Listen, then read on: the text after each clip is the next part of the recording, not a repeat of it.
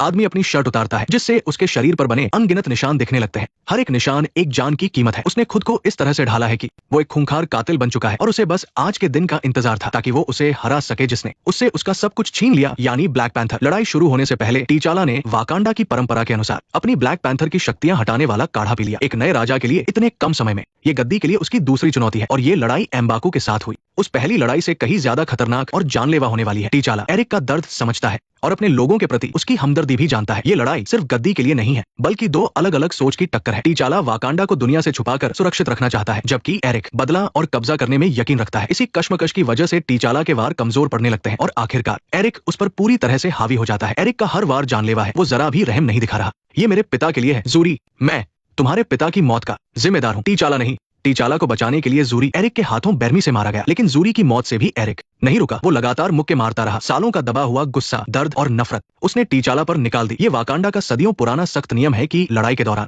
कोई भी बीच में दखल नहीं दे सकता। बुरी तरह से हार चुका टीचाला अब मुकाबला करने की हालत में नहीं था। टीचाला मारा जा चुका है। एरिक अब वाकांडा का नया राजा बन गया। नाकिया को तुरंत खतरे का एहसास हो गया। वो रानी और शुरी को लेकर वहां से भाग निकली। एरिक की ताजपोशी के बाद सभी कबीले न चाहते हुए भी उसके सामने झुकने को मजबूर थे। परंपरा के अनुसार नए राजा को हार्ट शेप्ड हर्ब यानी दिल के आकार की जड़ी बूटी पीनी होती है ताकि उसे ब्लैक पैंथर की ताकत मिल सके और वो पुराने राजाओं से जुड़ सके। एरिक ने भी वही किया। जड़ी बूटी पीते ही वो एक अलग दुनिया में चला गया, वाकांडा की उस दुनिया में जहां उसने अपने पिता एंजोबू को देखा जिन्हें वो हर दिन याद करता था। उसके पिता की मौत उसकी जिंदगी का सबसे भयानक सपना थी। वो दुनिया गायब हो गई और एरिक को ब्लैक पैंथर की पूरी ताकत मिल गई ताकि कोई और इस ताकत को हासिल ना कर सके। उसने सारी जड़ी बूटियों को जलाने का आदेश दे दिया, लेकिन आग लगने से ठीक पहले नाकिया ने चुपके से एक जड़ी बूटी निकाल ली और वहां से खिसक गई। एरिक ने राजा बनते ही वाकांडा को दुनिया से छुपाकर रखने का नियम खत्म कर दिया। उसने बड़े पैमाने पर वाइब्रेनियम निकालने और हथियार बनाने का आदेश दिया ताकि उन हथियारों को दुनिया भर में फैले उन अश्वेत लोगों को भेजा जा सके जिन पर जुल्म हो रहा है। इसके जरिए वाकांडा पूरी दुनिया पर राज करेगा और एक ऐसा साम्राज्य बनेगा जिसका सूरज कभी नहीं ढलेगा। ये साफ तौर पर वाकांडा के पुराने नियमों के खिलाफ था जो कहता था कि वे कभी बाहरी दुनिया में दखल नहीं देंगे। ओकोए ने इसका तुरंत विरोध किया, लेकिन वकाबी ने उसका पूरा समर्थन किया। उसे लगता था कि वाकांडा को बहुत पहले ही पुरानी परंपराएं छोड़ देनी चाहिए थी और अपनी ताकत से दुनिया पर राज करना चाहिए था। बॉर्डर कबीले के समर्थन के बाद बाकी नेताओं को भी चुपचाप मानना पड़ा। उधर मौत के मुंह से बचे कुछ लोग नाकिया के साथ जाबारी कबीले के पास मदद मांगने पहुंच गए। नाकिया ने एम्बाकू से मिन्नत की कि वो जड़ी बूटी पी ले और एरिक को गद्दी से हटाने में उनकी मदद करे, लेकिन अब एम्बाकू को राजा बनने में कोई दिलचस्पी नहीं थी। वो उन सभी को पहाड़ के पीछे एक गुफा में ले गया। पता चला कि टीचाला मरा नहीं था, उसे जाबारी कबीले ने बचा लिया था, लेकिन वो बुरी तरह जख्मी और बेहोश था। उसकी जान खतरे में थी। रानी ने तुरंत नाकिया की लाई हुई वो जड़ी बूटी टीचाला को पिलाई और उसके शरीर को बर्फ से ढक दिया ताकि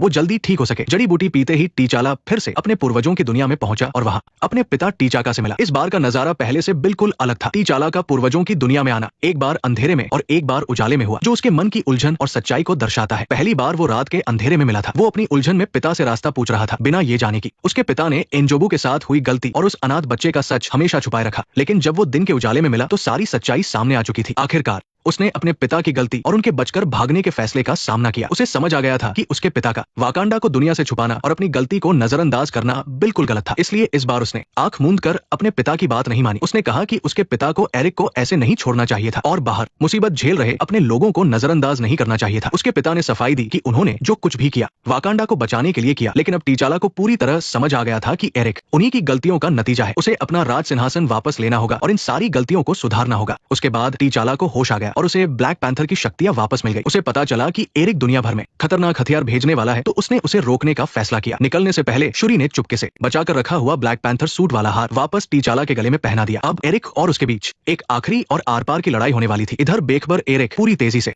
विमानों के जरिए वाइब्रेनियम बाहर भेजने की तैयारी कर रहा था, लेकिन जैसे ही एक विमान हवा में उड़ा उसे तुरंत मार गिराया गया। वहां मौजूद सभी लोग अभी हैरान ही थे कि अचानक धुएं के बीच से ब्लैक पैंथर बाहर निकला। जब उसके सूट का मास्क हटा तो सब लोग हैरान रह गए। ओकोए तो अपनी खुशी रोक ही नहीं पा रही थी। उसे पूरा यकीन हो गया कि वाकांडा का रक्षक वापस लौट आया है। इस समय एरिक लड़ने के मूड में नहीं था। वो बस अपना मिशन जल्दी से जल्दी पूरा करना चाहता था। उसने तुरंत सारे विमानों को उड़ान भरने का हुक्म दे दिया। ये देखकर टीचाला ने तुरंत शुरी से संपर्क किया ताकि वो इन विमानों को वाकांडा से बाहर जाने से रोके। उधर शुरी, नाकिया और रॉस पहले ही वाकांडा की लैब में घुस चुके थे। एरिक नहीं चाहता था कि टीचाला उसके प्लान को खराब करे, इसलिए उसने वकाबी को उसे जान से मारने का हुक्म दिया, लेकिन तभी ओकोए ने सामने आकर उसे रोक दिया। वाकांडा के नियम के मुताबिक टीचाला अभी जिंदा है इसलिए गद्दी की लड़ाई अभी खत्म नहीं हुई है। लेकिन वकाबी ने एक नहीं सुनी। उसने तुरंत अपने बॉर्डर कबीले को ब्लैक पैंथर पर हमला करने का हुक्म दे दिया। उसने ऐसा इसलिए किया क्योंकि उसकी नजर में एरिक का कट्टरपन ही वाकांडा को ताकतवर बनाने का इकलौता तरीका था। टीचाला का वापस आना सिर्फ वाकांडा की तरक्की में एक रुकावट था। डोरा मिलाजे की जनरल होने के नाते ओकोए ने अपनी पूरी जिंदगी वाकांडा की परंपरा और सुरक्षा को ही सबसे ऊपर रखा था और हमेशा अपना फाराजा पूरी ईमानदारी से निभाया था। पहले वो इसलिए शांत थी क्योंकि वो अपने कबीले के बनाए नियमों के खिलाफ नहीं जाना चाहती थी, लेकिन अब जब एरिक ने पुराने नियम तोड़ दिए और वकाबी ने खुलेआम असली राजा पर हमला किया तो ओकोए के सब्र का बांध टूट गया। उसने बिना किसी हिचकिचाहट के ऐलान कर दिया कि वो अब एरिक को अपना राजा नहीं मानेगी। डोरा मिलाजे के सभी रक्षकों ने तुरंत अपने भाले एरिक की तरफ तान दिए। उसने अपनी आधी सेना को राजा टीचाला की मदद के लिए भेजा और बाकी को किलमोंगर से लड़ने के लिए रोक लिया। वाकांडा में गृह युद्ध पूरी तरह शुरू हो चुका था। डोरा मिलाजे सेना किलमोंगर से बुरी तरह भिड़ गई, जबकि ब्लैक पैंथर अकेला ही पूरी काफी देर तक चली लड़ाई के बाद वकाबी हारने लगा था। बाजी पलटने के लिए उसने बिगुल बजाया और वाइब्रेनियम के कवच पहने हुए कुछ विशाल गैंडे दौड़ते हुए आ गए। ये गैंडे बॉर्डर कबीले के खास लड़ाकू जानवर थे जिन्हें वाकांडा के वॉर राइनो कहा जाता था। ये कबीले की सबसे बड़ी ताकत थे। इनके आते ही युद्ध का पूरा माहौल बदल गया। बाहर युद्ध चल रहा था और अंदर सुरक्षा कम थी। इसी का फायदा उठाकर सूरी और उसके दो साथी चुपचाप रॉयल टेक लैब में घुस गए। ये सूरी का अपना इलाका था और वाकांडा के हाईटेक हथियारों का गोदाम भी था। सूरी ने तुरंत हथियारों का केबिन खोला और अपने और नाकिया के हथियार निकाल लिए। इसके बाद उसने एक प्लेन का कंट्रोल रॉस को दे दिया। उसे पता था कि एक एजेंट के तौर पर रॉस को प्लेन उड़ाने और लड़ने का अच्छा अनुभव है और वह दुश्मनों को रोक सकता है। फिर दोनों तुरंत लैब से निकलकर टीचाला की मदद के लिए मैदान की तरफ भागे। लैब से बाहर निकलते ही सूरी ने एक रिमोट कंट्रोल डिवाइस को एक प्लेन पर फेंक दिया। वो डिवाइस प्लेन पर चिपक गया और तुरंत कनेक्ट हो गया। उसी समय लैब के अंदर मौजूद ऑटोमेटिक कंट्रोल सिस्टम ऑन हो गया। रॉस कॉकपिट में बैठ गया और उसने तुरंत प्लेन को हवा में उड़ा दिया। उसने उन ट्रांसपोर्ट प्लेन का पीछा किया जो वाइब्रेनियम लेकर वाकांडा का शील्ड पार करने वाले थे। अपनी बेहतरीन फ्लाइंग स्किल से उसने टारगेट लॉक किया और हमला कर दिया। आखिरकार रॉस ने अपना काम पूरा किया और वाइब्रेनियम के सभी हथियारों को वाकांडा से बाहर जाने से रोक लिया। एरिक का बदला लेने का प्लान फेल हो गया, लेकिन लड़ाई अभी बाकी थी। मैदान में गैंडे तबाही मचा रहे थे जिससे उनकी सेना कमजोर पड़ने लगी। तभी ब्लैक पैंथर आ गया और उसने उस विशाल जानवर को रोक लिया। दूसरी तरफ डोरा मिलाजे और किलमोंगर के बीच जबरदस्त टक्कर हुई, लेकिन किलमोंगर के सूट की पावर ने उन सबको हवा में उड़ा दिया। डोरा मिलाजे को हारते देख नाकिया और सूरी भी लड़ने आ गई। नाकिया क्रीप से लड़ रही थी और सूरी दूर से फायरिंग कर रही थी, लेकिन दोनों मिलकर भी किलमोंगर को हरा नहीं पाई और नीचे गिर गई। जैसे ही किलमोंगर अपना भाला सूरी को मारने वाला था, ब्लैक पैंथर ने उसे देख लिया। वो दुश्मनों को चीरता हुआ पूरी रफ्तार से सूरी की तरफ दौड़ा। एकदम सही समय पर ब्लैक पैंथर ने किलमोंगर पर छलांग लगा दी। दोनों सीधा वाइब्रेनियम की खदान में जा गिरे। ये खदान वाकांडा की ताकत थी और यही उनकी आखिरी लड़ाई का मैदान भी था।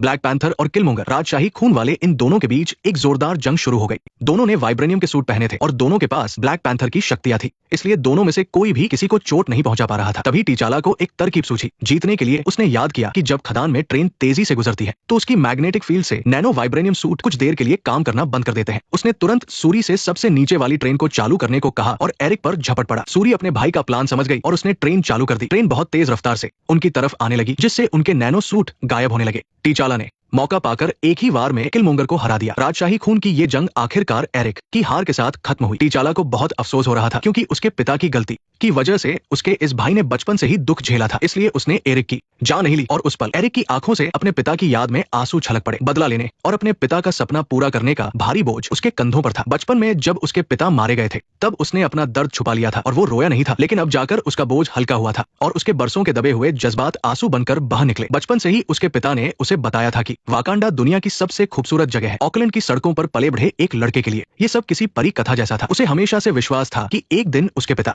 उसे घर ले जाएंगे। टीचाला ने एरिक को सहारा दिया और उसे खदान से बाहर उस नजारे को दिखाने ले गया जिसके बारे में उसके पिता बात किया करते थे। मैदानों पर ढलते सूरज की सुनहरी रोशनी बिखरी थी। दूर पहाड़ और वाकांडा का हवा में तैरता शहर, सब कुछ उस रोशनी में बहुत सुंदर लग रहा था। ठंडी हवा चल रही थी और आखिरकार उसने अपने पिता के सपनों वाला वो नजारा देख लिया था। एरिक इस अनजान मगर जानी पहचानी जमीन को देख रहा था और उसके मन में बहुत अजीब सी फीलिंग्स चल रही थी। वाकांडा वापस आने की उसकी जिद सिर्फ बदला लेने के लिए नहीं थी, बल्कि इसमें एक अनाथ बच्चे का अकेलापन और दुख भी छुपा हुआ था। बचपन से ही वो बिना घर के दर दर भटकता रहा था। उसने अपने पिता को मरते देखा और उसे ऑकलैंड की सड़कों पर बेसहारा छोड़ दिया गया। उसने कभी परिवार का प्यार महसूस नहीं किया और ना ही अपनी इस मातृभूमि पर कदम रखा था। उसने कई बार वाकांडा के बारे में सोचा था, वहाँ के ढलते सूरज और अपने उस राजशाही जीवन के बारे में सोचा था जो उसका हक था। यही सपना उसकी जिंदगी के अंधेरे में एक रोशनी था, लेकिन धीरे धीरे ये नफरत में बदल गया और वो बदला लेने की सोचने लगा। वाकांडा लौटने की उसकी असली वजह अपना सब कुछ वापस पाना और उसे धोखा देने वाले राज परिवार से बदला लेना था। वो बस अपने उस घर को ढूंढना चाहता था जहां उसे प्यार मिल सके। वो अपना घर तलाश रहा था, लेकिन जब वो सच में यहाँ खड़ा होकर उस जगह को देख रहा था जिसका उसने जीवन भर इंतजार किया तो उसे सिर्फ खालीपन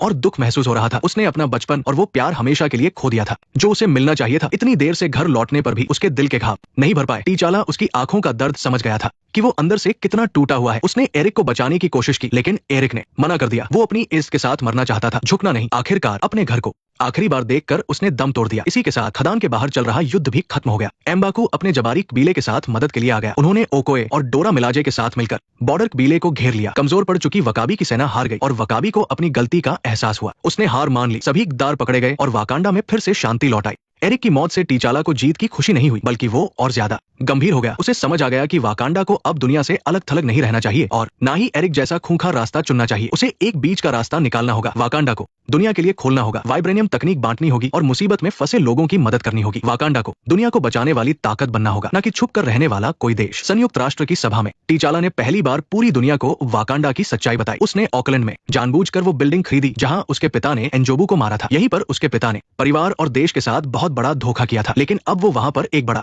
टेक्नोलॉजी सेंटर बनाकर वाकांडा को पूरी दुनिया से जोड़ना चाहता था। पहले जहां के बच्चे सिर्फ बादलों में उड़ते प्लेन को देखते थे, अब वो अफ्रीका की इस जादुई तकनीक को करीब से देख पाएंगे। टीचाला ने वाकांडा की हजारों सालों से चली आ रही छुपने की परंपरा को तोड़ दिया और इस सुनहरे देश को एक नई पहचान दी। वैसे तो फिल्म यहाँ खत्म हो जाती है, लेकिन मैं ब्लैक पैंथर का रोल निभाने वाले चैडविक बोसमैन की बात करना चाहूंगा। जब वो ब्लैक पैंथर की शूटिंग कर रहे थे तो उन्हें कैंसर हो चुका था। बिना किसी को बताए उन्होंने अपनी मजबूत इच्छा शक्ति से इस फिल्म की शूटिंग पूरी की और बीमारी की वजह से दुनिया को अलविदा कह गए। उनका ब्लैक पैंथर का किरदार लोगों के दिलों में बस गया है और मार्वल सिनेमैटिक यूनिवर्स में हमेशा के लिए अमर हो गया है। फॉलो कर लो, वरना अगली वीडियो मिस हो जाएगी।